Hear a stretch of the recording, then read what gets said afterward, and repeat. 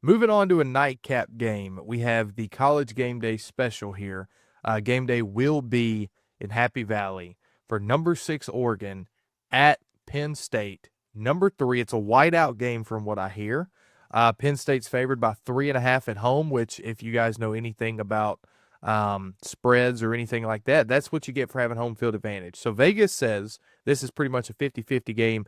ESPN Analytics agree. They give the slight edge to Penn State by 1% here. This is a matchup of epic proportions for both of these teams. So Quinn, I'll just let you get right on into it.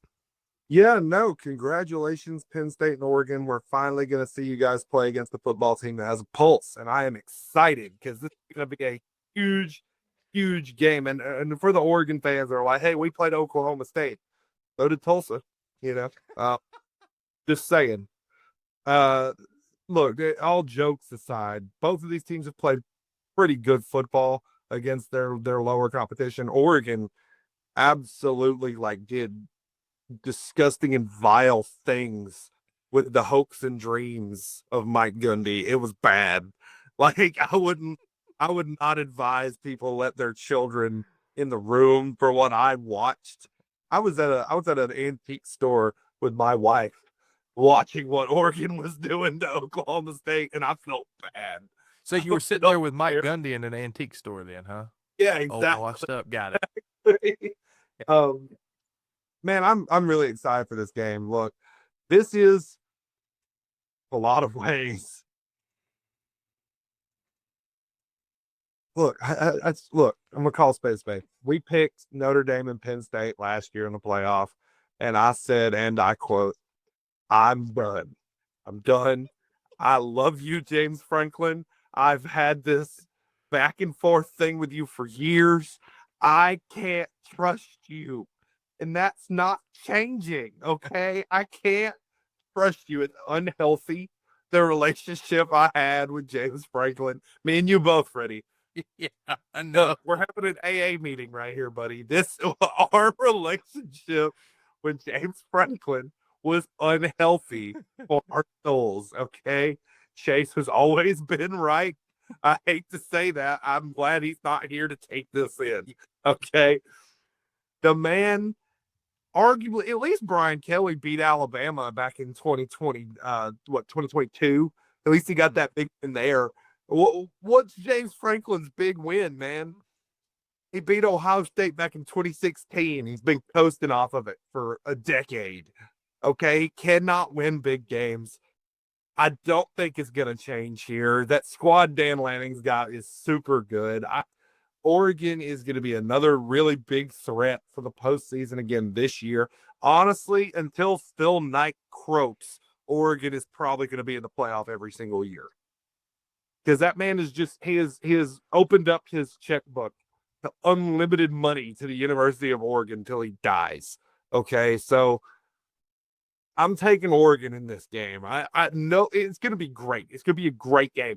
Penn State's going to be winning probably at halftime. I would say they're going to be winning in slugfest.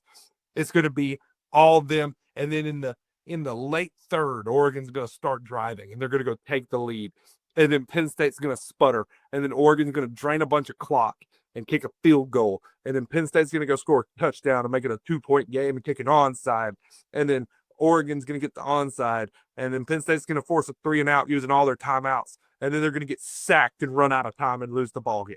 Like that's what's going to happen. Okay, not in that exact manner, maybe, but you know the vibe I'm giving Nittany Lions fans. You know what I'm saying. Do you think? Do you really think you're winning a top 10 matchup? Honestly, answer me that question. You beat top 10 Boise State, good for you. You beat top 10 SMU, good for you. Those teams weren't on your caliber. We know they weren't on your caliber, okay? I'm not taking Penn State in a major Big Ten game until they actually prove to me that they're winning a major Big Ten game. Give me the Ducks. Me and you both, Quinn. I know, man. Penn State, James Franklin. We both said last year that we were done. When in the recap video when they got beat by Notre Dame, I think we actually recorded that probably like directly after it happened. We were both distraught. Chase was happy. He was excited. Um, and this is not just a normal team that's coming into Happy Valley here. This is a Dan Lanning team that can put up 70 points like it's nothing against Power 4 competition. Mm-hmm. And it pains me that this is the first game that we get for either of these teams that's worth watching. It really does pain me. And I do and Dan Lanning in Oregon is going to go into Happy Valley and get beat, son. Listen. No, son, listen. I know you said that this was an AA meeting. Okay. You can't quit your I'm drug. not saying it. I'm not saying it. I'm not saying quit it. I can't quit it. It's the greatest thing on earth, and that's Penn State and being one of the only people that's on the Penn State train here. Okay. Whiteout, Happy Valley. What more can you ask for? James Franklin in a big game. Okay. Fourth game of the year. If Don't say if they lose you're done, because you're not, man. They're gonna play listen. another big game and you're gonna drink the Kool-Aid again, Freddie. Look, I've been there, man. I've been there. We've been there together for 3 years, brother. You gotta go clean. You're jumping ship too early. That's the problem. 4 years isn't too early, Freddie.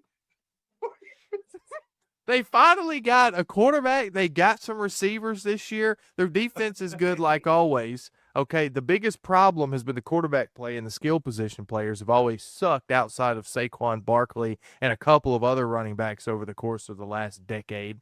But now they can score some points. Okay, I'm not doing it. I James Franklin, I'm telling you, my happiness, my love for football depends on you Saturday night at 6:30 Central Time, to be specific, on NBC. I don't know what else to say. It's going to happen. It has to happen at some point. Quinn, he can't just keep losing over and over. We said this about Harbaugh, and what happened? Freddie, have you Who heard, won an Natty? Who? I mean, yeah, they cheated. Okay, yeah, they cheated, but they won an Natty. have you heard of the sunken cost fallacy? No, you are absolutely invisible right now. Yeah, my light went out. So, Tough. I invisible to the audience, but you can That's hear fine. my voice. Have you heard of the sunken cost fallacy? No. That's what you're experiencing right now. It's the idea that if I just keep giving and giving and giving, it's got to work out, right? It's got to work out. No, It's man, got to, Quinn. it won't. It won't. It will. Oh, gosh. Golly, I want it so bad. Penn State, I'm telling you. I'm freaking telling you. This is not your last straw, but this is your second to last straw, okay? I cannot deal with two more of these heartbreaks. Oh,